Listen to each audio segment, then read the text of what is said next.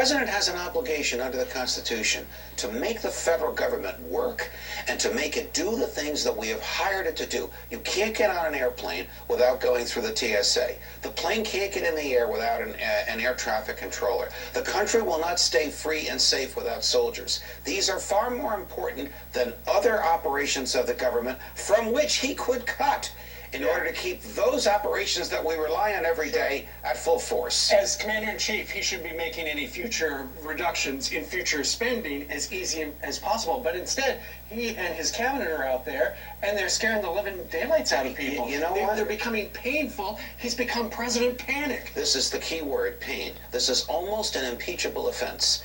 If the president is deciding how to spend money in order to hurt us, rather than in order to provide us with the services for which we have paid and for which we have hired him, he is doing the opposite of what he has taken an oath to do.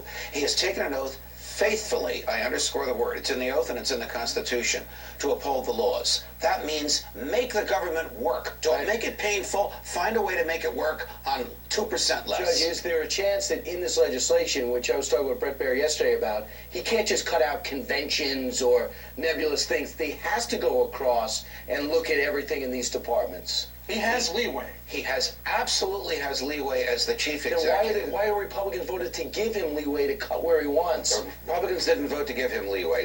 They're about to. Leeway is integral to his office as the chief executive, as the head of the executive branch. He can prioritize money and prioritize cuts.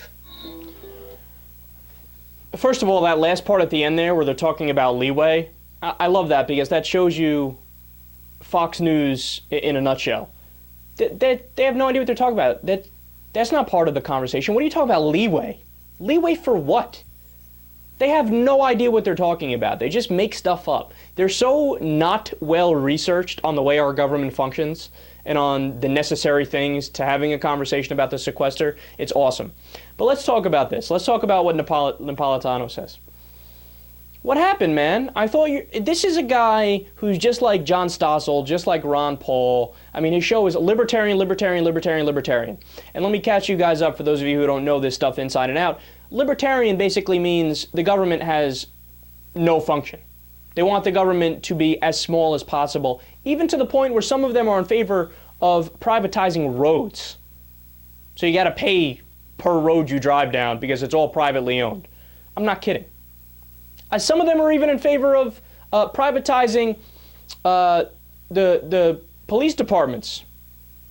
I'm not kidding. I've read Ayn Rand books. This is what they talk about. And I know that these guys kind of model themselves after her, right? I don't want to build a straw man here because I don't know if they are in favor of privatizing things like the police department.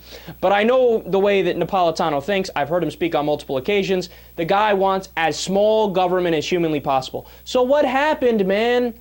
I can guarantee you this. Had Judge Napolitano been in Congress when they proposed the sequester, he would have voted for it.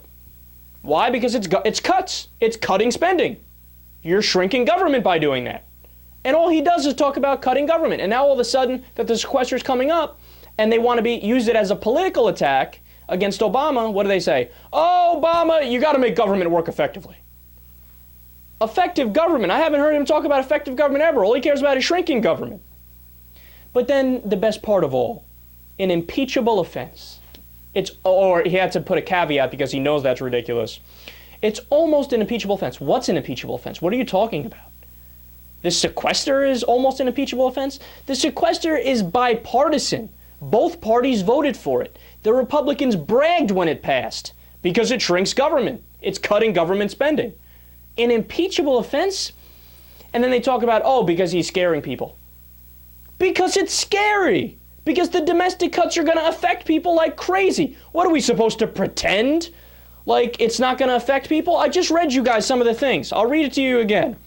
4,180 fewer children in Georgia would get vaccines. 400 fewer victims of domestic violence would end up being served. Alabama would lose $2 million in environmental funding to ensure clean water and air quality. These things go on and on. $34 million cut from the Consumer Financial Protection Bureau. This is scary stuff. That's why he's talking about it. What's he supposed to lie on purpose and pretend like it's not a big deal and the cuts won't hurt? No, man. Look, I'm not that smart of a guy, but when you watch Fox News and hear the things that you say, they have conversations that are on such a low IQ level that it's so easy to pick apart their arguments because they're not even arguments. Every point they make is from an emotional perspective. I don't like that President Obama did X, therefore he's a bad president. Why should we care about your emotions? I care about hard numbers. I care about facts. They make my head hurt.